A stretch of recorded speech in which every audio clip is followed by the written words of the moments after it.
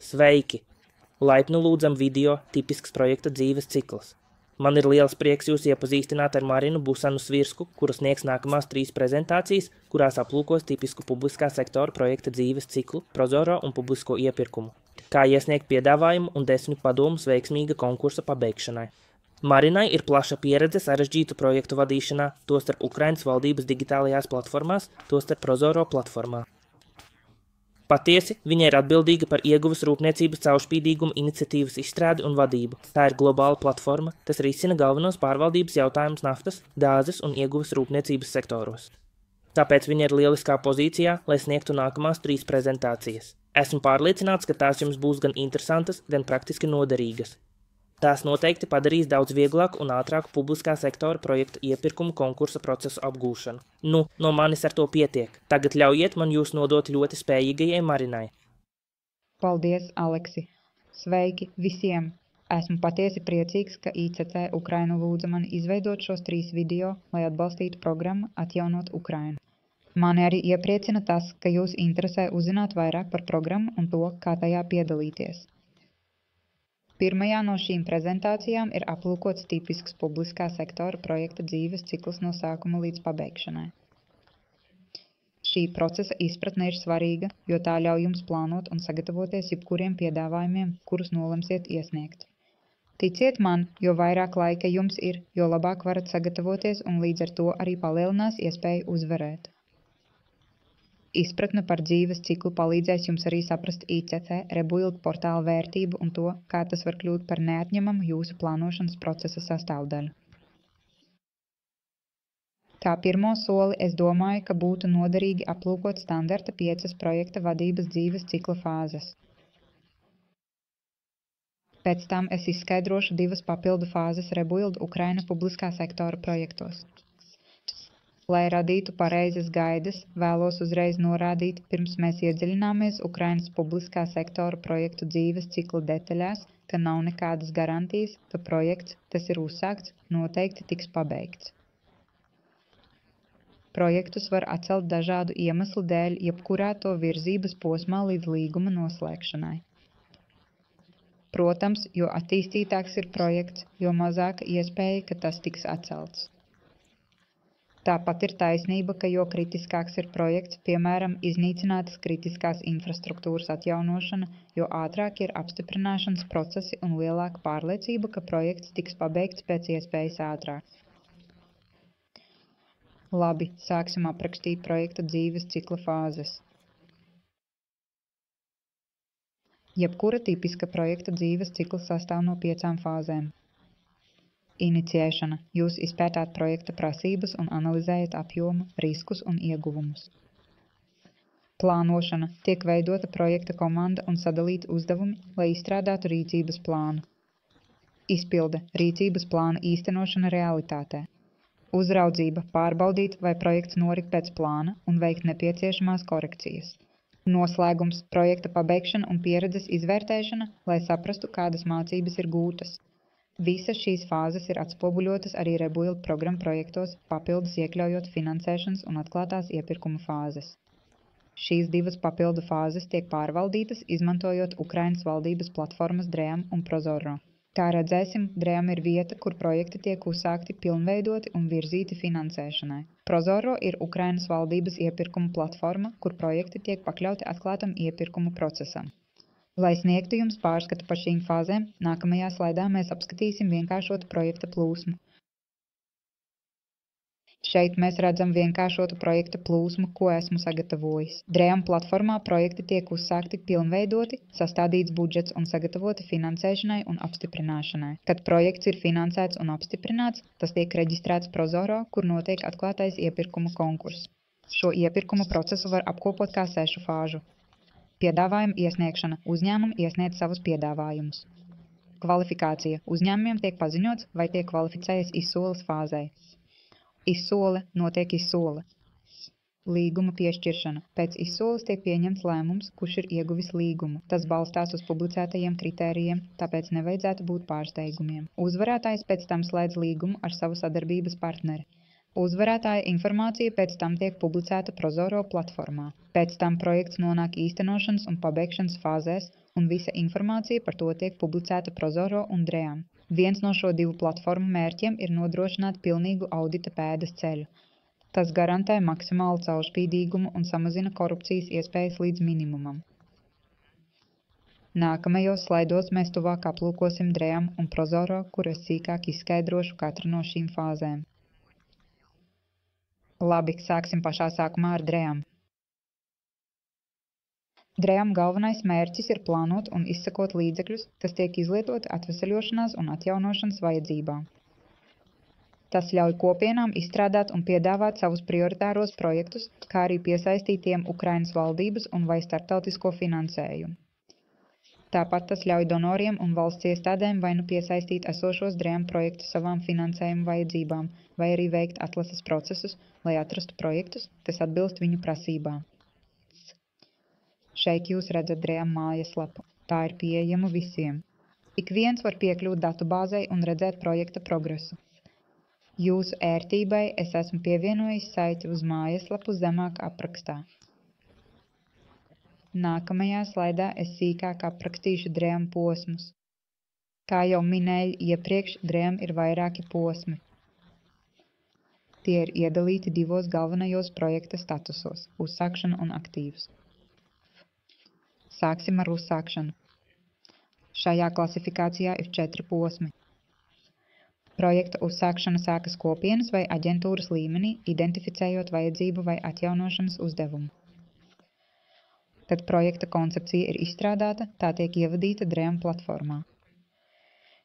Dream nodrošina standartizētu digitālo veidlapu, lai aprakstītu projektu, tostarp tā detalizētās tehniskās specifikācijas, projekta dizainus vai apjomu sarakstus, atbilstības prasības un paredzēto budžetu. Tas bieži ir izmaksu novērtējums, kas noteikts kā sākuma cenas griesti.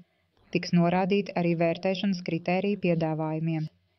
Tālāk seko plānošanas posms.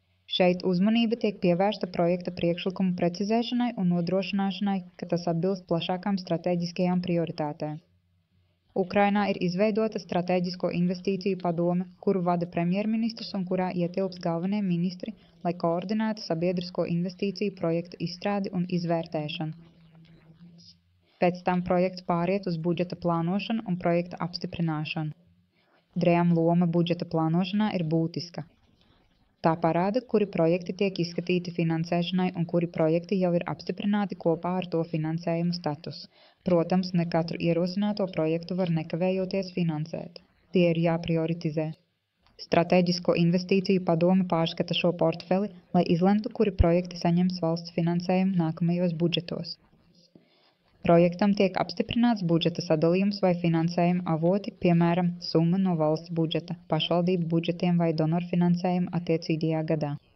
Tas ietver arī to, vai projekts ir pilnībā finansēts vai tam nepieciešams papildu finansējums. 2024. gada beigās padome apstiprināja 787 projektu portfeli ar sākotnēji 92 augstākās prioritātes projektiem, kuru kopējā vērtība ir aptuveni 25 miljardi grivnu. Tas ir vairāk nekā 600 miljoni ASV dolāru. Finansēšanai izvēlētie projekti bija tādās jomās kā veselības aprūpe, izglītība, enerģētika, transports un atmīnēšana. Papildu finansējums, ja tas būs nepieciešams. Kad padome apstiprina projektu, tas nozīmē, ka projektam ir atļauts turpināt darbu un, ja nepieciešams, var meklēt papildu finansējumu. Kad projekts ir saņēmis apstiprinājumu un budžetu, pat ja tas ir daļējs, tā status Dream sistēmā mainās no uzsākšanas uz aktīvu. Šajā posmā tiek pabeigta un precizēta detalizēta projekta specifikācija, kā arī sagatavota iepirkuma dokumentācija. Šī informācija pēc tam tiek pārsūtīta uz Prozoro, Ukrainas valdības iepirkuma platformu. Tomēr pārnesot projektu uz Prozoro, ir iespējams, ka projekts tiek sadalīts atsevišķos apakšprojektos. Nākamajā slaidā apskatīsim, kā tas ir strukturēts. Kā redzams attēlā uz slaida, jāņem vērā, ka katrs projekts Dream sistēmā var tikt sadalīts vairākos atsevišķos Prozoro projektos. Katram no tiem būs sava iepirkuma dokumentācija un iepirkuma kritērija. Ja tas notiek, tiek izmantots kopīgs Dream UID, kas ir redzams gan Dream projektā, gan visos ar Prozoro saistītajos projektos un apakšprojektos. Katram apakšprojektam tiek piešķirts atsevišķs Prozoro UID, tas identificē konkrēto apakšprojektu. Šis Prozoro UID tiek izmantots iesniedzot piedāvājumu. To redzēsiet video tīpa Prozoro un publiskais piedāvājums, kā iesniegt piedāvājumu. Jums arī jāņem vērā, ka ir ļoti iespējams, ka šie atsevišķie apakšprojekti virzās uz priekšu atšķirīgos tempos. Tālāk apskatīsim Prozoro. Šeit jūs redzat galveno Prozoro mājaslapu. Jūsu ērtībai es esmu pievienojis tīmekļa adresi zemāk aprakstā. Es domāju, ka šajā brīdī ir vērts nedaudz sīkāk pastāstīt par Prozoro. Prozoro ir centralizēta elektroniska atvērtā pirmkoda datubāze, kas nodrošina publisko iepirkumu Ukrainā. Prozoro tika izstrādāts kā kopīgs Transparency International organizācijas, Ukrainas ekonomiskās attīstības un tirzniecības ministrijas, brīvprātīgo, NVO un citu dalībnieku projekts. Tas pastāv jau pirms DREAM, kas tika izveidots tieši Ukrainas atjaunošanas programmas vajadzībām, savukārt Prozoro apstrādā visus publiskā sektora līgumus. Prozoro platformai pieder un to pārvalda valsts uzņēmums Prozoro. Saskaņā ar likumu šādām Ukrainas institūcijām ir pienākums veikt iepirkumus caur Prozoro centrālajām izpildvaras valsts iestādēm, piemēram, ministrijām, monopoliem, piemēram, Ukrainas dzelzceļam, vietējām varas iestādēm, piemēram, pašvaldību administrācijām un komunālajiem uzņēmumiem. Tās ir uzņēmumi, kas pieder vietējām kopienām. Kā jūs varat iedomāties, Prozoro katru gadu apstrādā desmitiem tūkstošu līgumu. Prozoro ļauj veikt dažāda veida iepirkumu procesus, katram ar savām fāzēm un statusiem.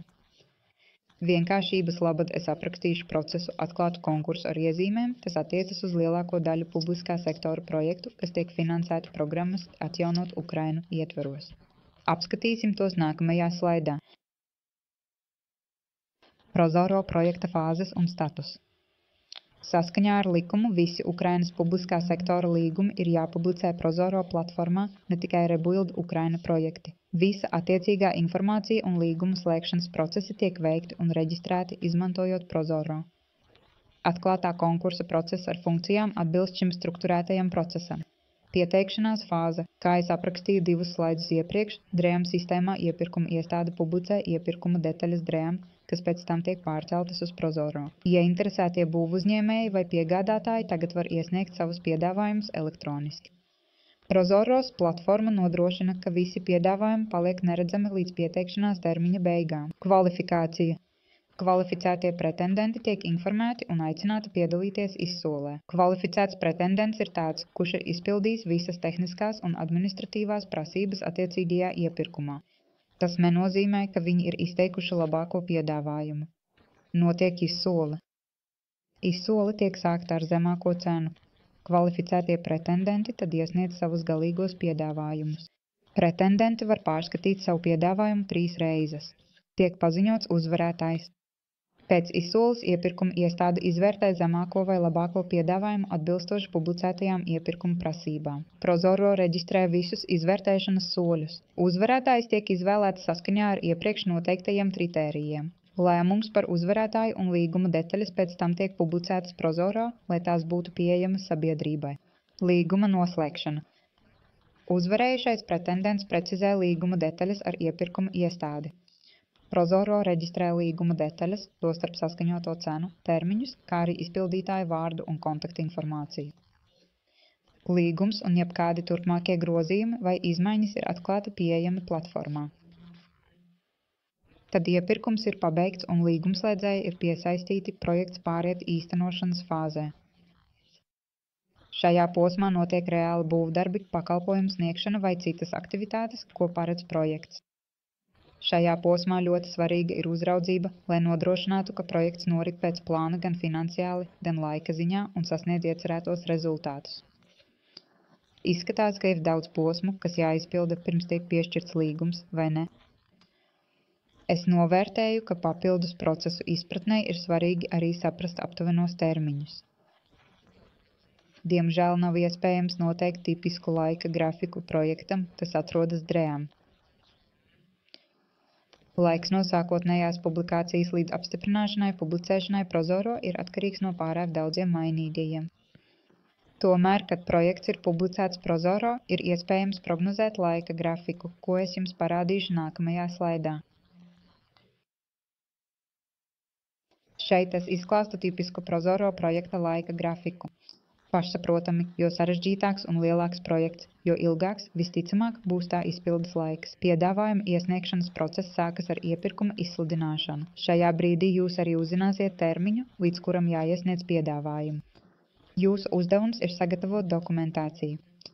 Jo vairāk sagatavosiet melnrakstus pirms oficiālās piedāvājuma iesniegšanas atvēršanas, jo ātrāk varēsiet pabeigt šo procesu.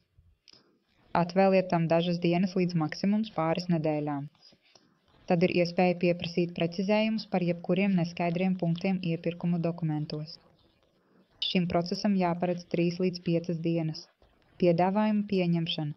Prozoro parasti atļauj no 2 līdz 15 dienām. Ja iziesiet cauri piedāvājuma pieņemšanas posmam, jums tiks paziņots un norādīts izsoles datums. Pati izsole var ilgt no tikai 10 minūtēm līdz vairākām stundām. Pēc tam Prozoro parasti nepieciešams līdz pat 20 darba dienām, lai izvērtētu piedāvājumus un galīgās cenas. Šī perioda beigās tiks paziņots uzvarētājs. Ja tiek iesniegtas sūdzības par lēmumu piešķirt līgumu, tas var aizņemt līdz 10 dienām. Noslēdzošā fāze ir līguma noslēgšana. Nav neparasti, ka tas aizņem vēl līdz 20 dienām. Tāpēc laiks no iepirkuma dokumentu publicēšanas līdz līguma parakstīšanai var ilgt no 2 nedēļām līdz pat vairākiem mēnešiem. Līguma izpildes laiks, protams, būs atkarīgs no līguma rakstura un tā nosacījumiem. Mēs esam apskatījuši daudz detaļu, tāpēc apkoposim, kur mēs esam un kādi procesi pastāv. Nākamajā slaidā es piedāvāju kopsavilkuma grafiku par publiskā sektora projekta dzīves ciklu. Kā tad šeit tas ir? Jūs varat redzēt, ka projekti savu ceļu sāk drēm ar uzsākšanas fāzi, kas ietver projekta reģistrāciju un sākotnējo plānošanu.